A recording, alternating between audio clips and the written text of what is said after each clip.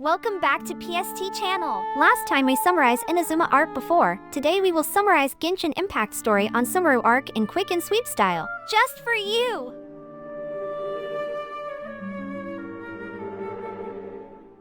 We finally arrive in Sumeru, the nation of wisdom. Our goal is to meet Lesser Lord Kusanali and seek information from her. But first, let's follow that girl and see if she can help us get to the city. We catch up to her, but something feels strange.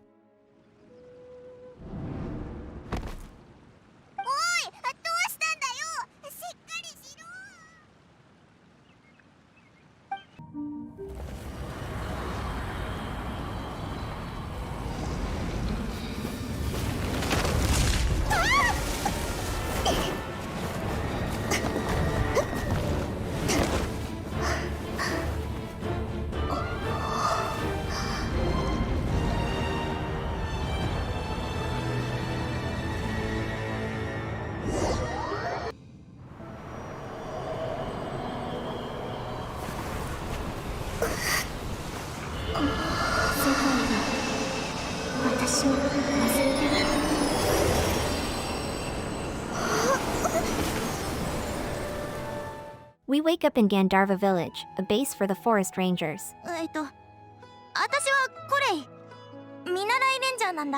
The girl introduces herself as Kale, one of the forest rangers in this village. She explains that she and her master found us collapsed while patrolling the forest. Soon, we meet the forest chief, Tineri, who helps us recover from our mysterious illness. It looks like we'll need to stay here for further observation. As we settle down in Gandharva village, we learn that Kale suffers from a chronic illness unique to Sumeru called Eliezer. Despite being a ranger, Kale has been dealing with this sickness for some time, and there doesn't seem to be a cure. This disease gives us a strong sense of empathy, and we feel like we should help her if possible. While we're staying in the village, Tineri teaches us about the dangers of the forest, including an ominous phenomenon called the withering.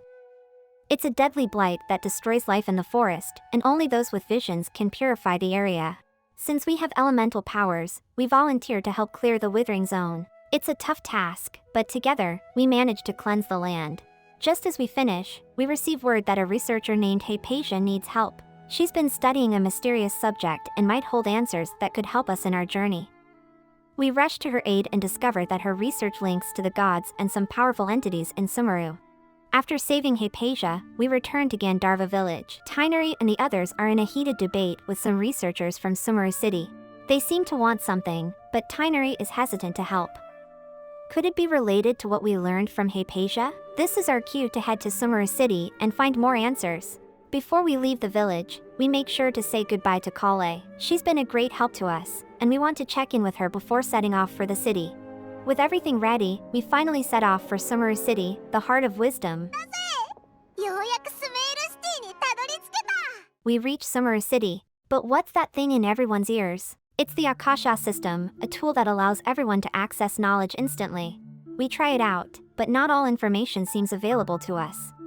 As we explore the city, something feels off. People don't seem to care much about their god, Lesser Lord Kusanali. When we ask around, the responses are apathetic, like they don't even acknowledge her existence. Just as we start to lose hope, a woman approaches us. She introduces herself as Dunyarzad, a devout follower of Lesser Lord Kusanali. She offers to tell us more about her beloved god and guide us through the city. Dunyarzad takes us on a tour of the city and brings us to the Sabzeruz festival, an annual celebration in honor of Lesser Lord Kusanali. While at the bazaar, Dihaya receives word that an important item has been stolen from the academia, putting the city on high alert. We're unable to gather the information we need and are advised to head to Port Ormuz instead. The port is lively, filled with merchants and traders. While investigating, we stumble upon some shady dealings connected to the Scarlet King's resurrection. It seems someone has been spreading false knowledge about this ancient king, leading us on a wild chase for information. Our search leads us to a valuable artifact, the Knowledge Capsule. It contains divine knowledge that anyone can access, regardless of status. But the only way to get it is through a shady merchant named Dory, who runs an underground warehouse. We finally meet Dory in her lair and manage to secure the knowledge capsule. We return to Al-Haytham, who informs us that the divine knowledge was part of an auction and was obtained by someone else. We set out to gather more information and confront the Eremites, a group that's been causing trouble in the city. During the confrontation, one of the Eremites suddenly goes berserk after using the divine knowledge capsule. あれを使ったのか。やった。これで。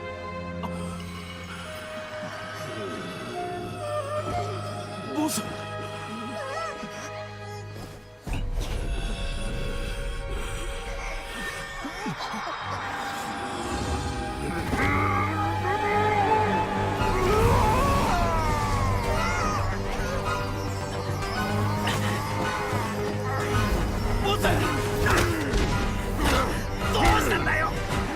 It seems this artifact is dangerous when used by someone who isn't a vision holder.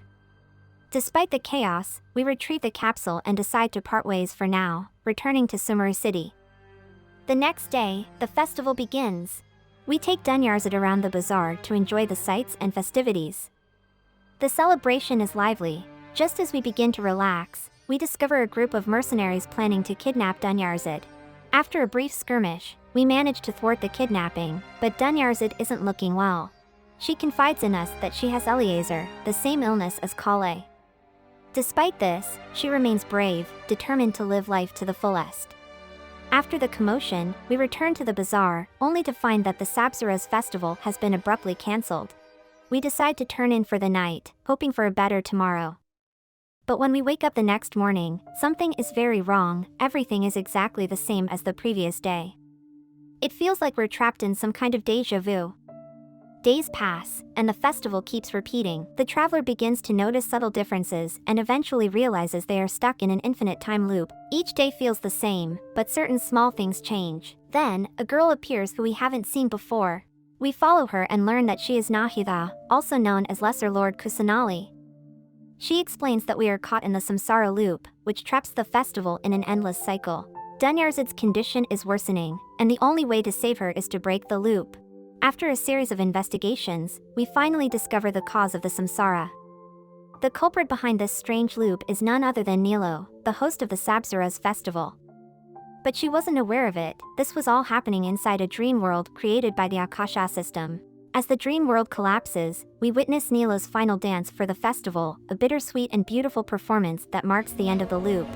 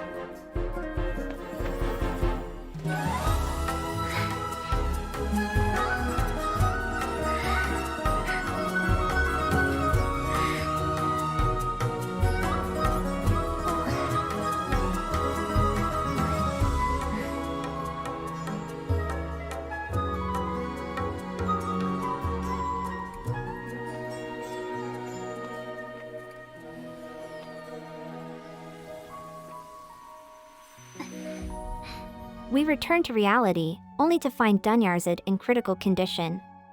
Rushing to her side, we meet Catherine, but something feels off. It's not really her. Nahida, disguised as Catherine, takes us somewhere private to explain everything. After the festival, Nahida reveals more about herself and the hidden workings of the academia. She explains how the sages have been manipulating things behind the scenes and that there's much more going on than we initially thought.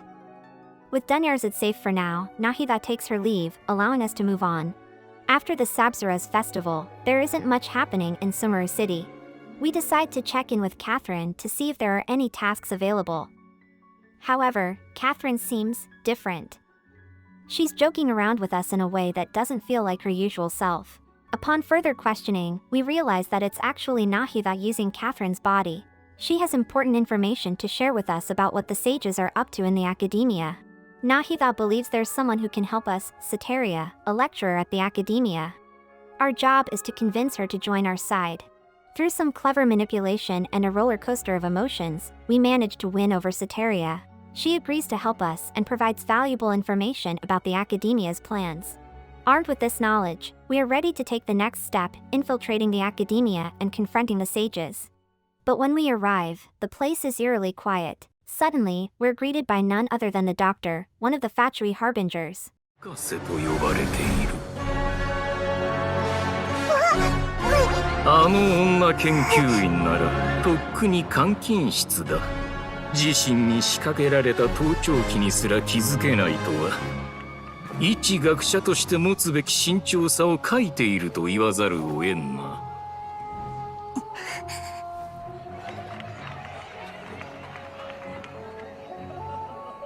スメールのために一体何をしたの？潜在意識に情報を投入できるようアーカーシャ端末を少しばかり改造しただけだ。熱狂的な民たちはこの旅人が世界を救ったばかりの英雄だと信じきっている。実験は成功だ。そして人々は今にも自らの情熱を抑えきれなくなりそうだ。He's the second of the 11 Harbingers, and his presence here is chilling. We can't fight him, nor can we hurt the people around us. We have no choice but to retreat for now. The Doctor has clearly been planning something huge. 自らの意識を使い、全員の思考を占拠したか。それほど強大な意識体とは。なるほど。知恵の神だな。After managing to shake off the mercenaries sent by the Doctor, we reunite with Nahida. Luckily, she's safe, but the Doctor now knows who she is, limiting her movements. Our only choice is to head into the desert and seek more answers. On our way there, we unexpectedly meet Al-Haytham, who offers to help but advises us to stay cautious, as the situation is more dangerous than we initially thought. We make our way to Aru village, a hidden settlement in the desert. As soon as we arrive, we're attacked by a mysterious figure.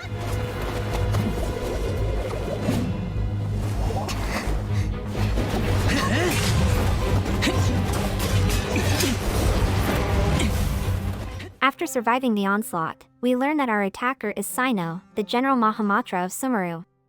He was sent by the academia but seems conflicted about his mission.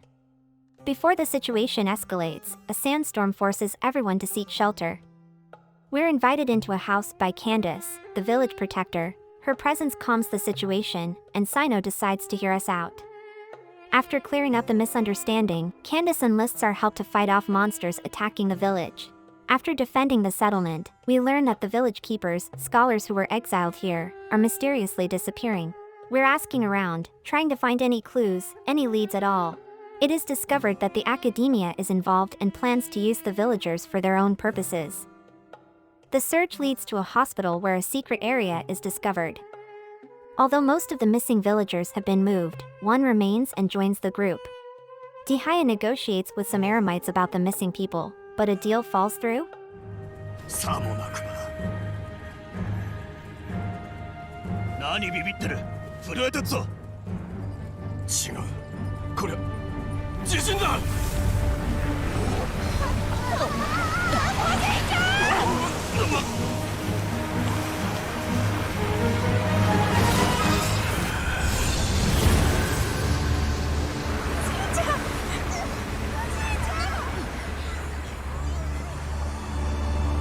Suddenly, we're falling into a quicksand trap and discovering an ancient ruin. Inside, crucial information is revealed, causing Ramon to have a change of heart.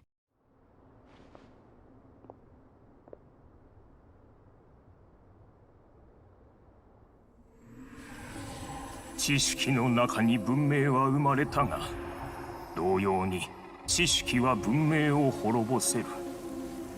災難は知らずのうちに降臨した。それはこの世界に属さぬ知識。スカーレット・キングがこの世にもたらした禁忌の知識は疫病のように広がった。狂気なる上ごとが心を満たし、開国色の鱗が背中を覆った。命を奪われたかのような大地に残るは絶望的な静寂のみ。森のマハールッカ・デバータの助けがなければ取り返しがつかなかっただろう。彼女は祭司を召集し、いくつもの神殿を建て、生命の新力を注いだ。災禍は奇跡的に食い止められ、文明の小さな火はアール村に残ったが、奇跡も長くは続かない。禁忌の知識が存在する限り、それは永遠に世界の病巣となるだろう。そして最後、砂漠の孤高なる我らの王は自己犠牲を選んだ。私は数ある神殿の一つを守ることに余生を費やしたが、その責務もついに終わりだ。両目を閉じればスカーレットキングに協力したあの高潔なる神のお姿が浮かぶ。あの時禁忌の知識を根絶するため力を使った彼女は幼子のような姿となった。不思議なことに彼女を思うと死が怖くなくなる。感じるのだ、生命の息吹が私と共に眠ってくれると。砂漠の民たちよ、恨みを抱く必要などない。この恩だけは永遠に忘れてはならない。さっきのはなんだ。そんなバカな。This changes everything. The next day, the village keepers are returned home after the interrogation of 2 academia scholars. Finally, the group gathers at the elder's house to discuss the events and conclude that their goals are to overthrow the sages and rescue the Dendro God. The time has come. We prepare to face the academia and uncover their sinister plans. Our mission is twofold: overthrow the sages and rescue Nahida, the Dendro Archon. With Sino and the others by our side, we set our plan into motion. After 2 days of preparation, we launch our assault. We meet up with Nahida and head toward the location where Tinary is supposed to be. Our main concern is avoiding a direct confrontation with the Doctor, who has been operating from behind the scenes. Luckily, we manage to track him down as he prepares to leave Sumeru at Port Ormuz. Realizing it's a trap to lure us away, we rush back to Ordis Dai before it's too late. Back at Ordis Dai, we battle through the Fatui forces and encounter Hypatia, who has been connected to the Balladeer's mind. It becomes clear that the Balladeer is attempting to ascend to godhood, manipulated by the Doctor. The next day is Jagarba Day, a day of celebration in Sumeru to honor the greater Lord Rakadavada. But there's no time for festivities. We break into the academia, confront the Grand Sage, and are promptly imprisoned in the underground facilities. However, this was part of our plan. While we're in captivity, Nilo's performance begins, distracting the city while we carry out the next phase. With the guards distracted, we deploy a diversion using someone disguised as Nahida to lure the remaining forces away from the Grand Sage. After freeing Nahida, our final goal is to stop the birth of the artificial god. Nahida begins making adjustments to the Akasha system. We march toward the location where the god is being built and prepare for a final confrontation. We reach the chamber where the Balladeer, now ascended, His transformation is complete. He has become a god.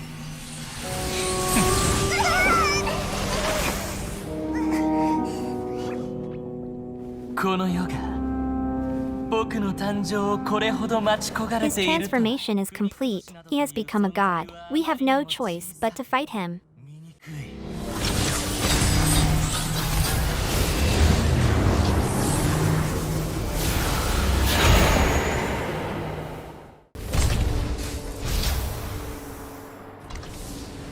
神がみの戦いであるはずが。凡人の背に隠れるか。その上今更人間のため犠牲になろうと、旺盛な立ち回り。よほど自己陶酔の好きな神だな。ウェル。 Will.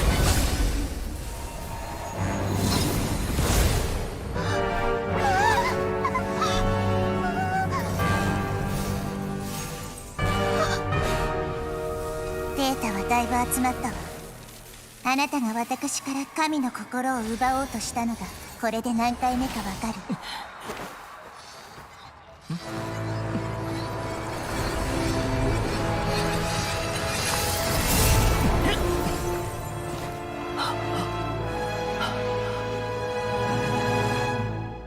さっきので168回目よ。知っているかしら？スメールの民はあなたを創造するために同じ回数の過信探査を過ごし、同じ回数の輪廻を強いられた。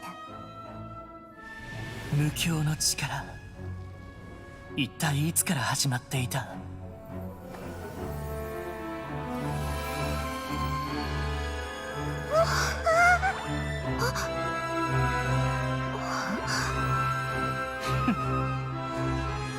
君たちは無境の中でさえ僕を破れない。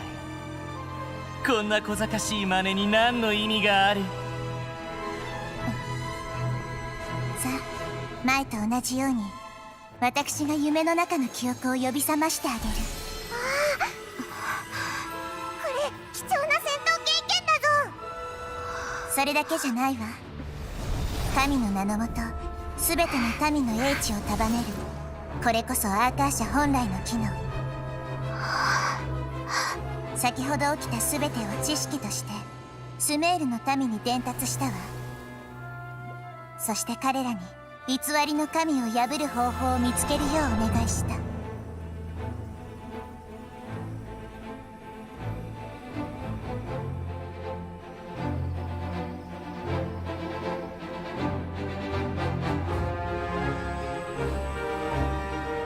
今スメールの知恵があなたの力となる。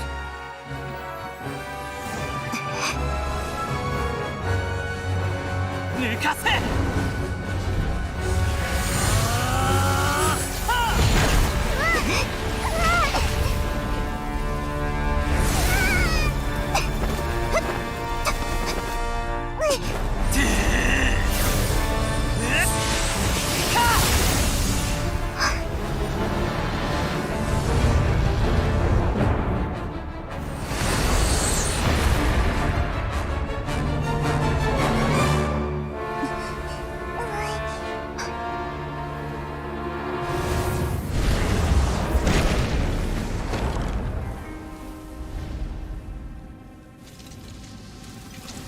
人間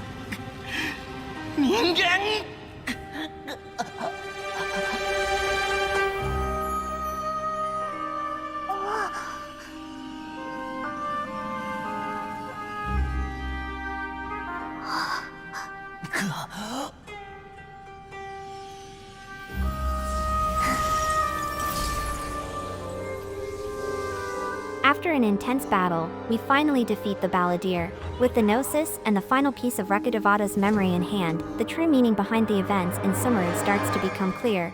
One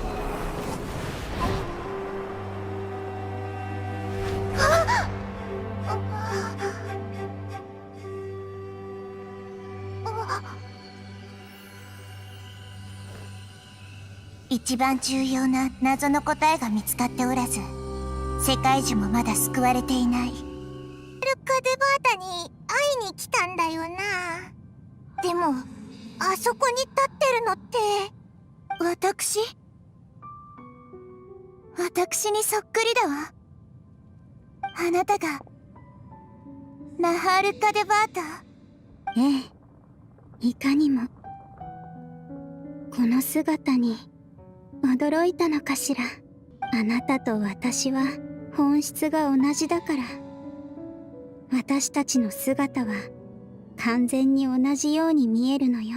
それってもしかしていつか私もあなたのような偉大な神になれるってことなの？あなたと私の本質は同じだけど、運命は必ず異なるわ。そしてそれらはあなたが過去に経験したすべてのことによる恩師でもある。安心して。知恵の成長も実は草木と同じで、ゆっくり花が咲くのを待てばいい。私もあなたの意識の中でその苦痛を見たわ。とても恐ろしい体験だったでしょう。ええ。でも私がどう感じたかなんてそれほど重要じゃないわ。重要なのは、たとえ私が死しても私の存在、私と関わるすべてが記憶と知識として世界中に保存される。それにより近畿の知識は永遠に根絶されることがない。そして私も永遠に自らを消すことができない。一種のパラドックスね。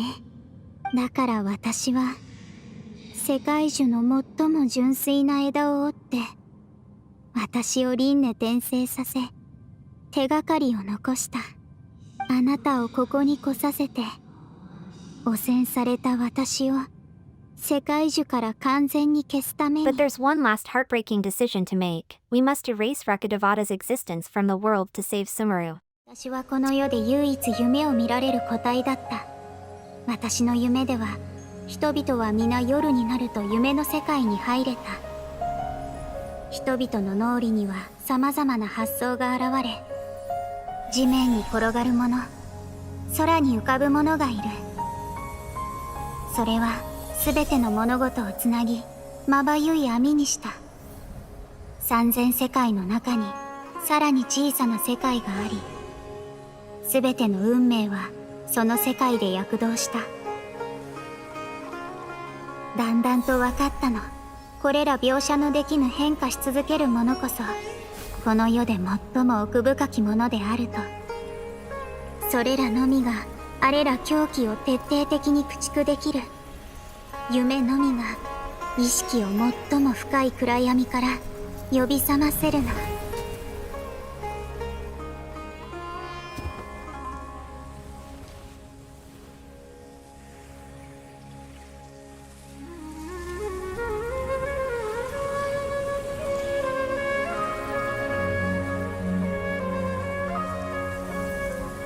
我こそは問いを唱える者、そして同時に答えを探す者。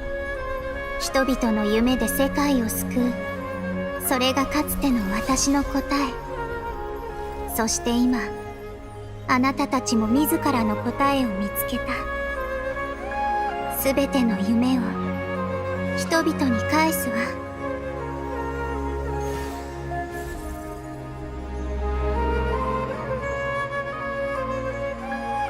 スメールの民よ、さようなら。今宵素敵な夢があなたたちに訪れますように。 We emerge from the dream world, back in reality, with a heavy heart. As we step outside, the doctor appears once again. He explains that his plans have succeeded, and there's nothing more for him here. Despite the weight of our victory, we feel uneasy. What comes next? Several days later, we return to Gandharva village, where we enjoy a quiet breakfast with Kale. Everything seems peaceful again, and we prepare for a well-earned victory feast in the Grand Bazaar. It's a celebration of Sumeru's new age. During the feast, Nahida contacts the traveler through consciousness and expresses her gratitude. She borrows the traveler's body for a brief moment to thank everyone personally. It's a touching gesture, a symbol of unity between the people and their Dendro Archon. The next day, we visit Nahida to ask her a few lingering questions. She provides us with insights into the future and tells us about the traveler's brother. ついてよ。あなたが休養していたここ数日、世界樹の中からあなたのお兄さんについての情報を探してみたの。そうだな。世界樹にあるのはテイワット大陸にあるすべての情報と記憶だろ。こいつとこいつのお兄さんは例外なんじゃないか。あなたについてはその通りよ。確かに世界樹にはあなたについての情報が全くなかったわ。でもあなたの探しているあの血縁者はあなたとは違うみたいなの。この世界は確かに彼についての情報を記録しているわ。なんだって？ Now that Sumeru is at peace, it's time for us to move forward and continue our journey. That's the end of this chapter. Please like and subscribe for more. This channel is created for people who want to experience game stories, but not have the time commitment. This way, everyone can enjoy RPG game stories in under 30 minutes. We'll cover classics like Final Fantasy 1-16, as well as mobile and MMO games. No need to spend hours learning their stories anymore. A quarter is all PST asks. Thank you and see you soon.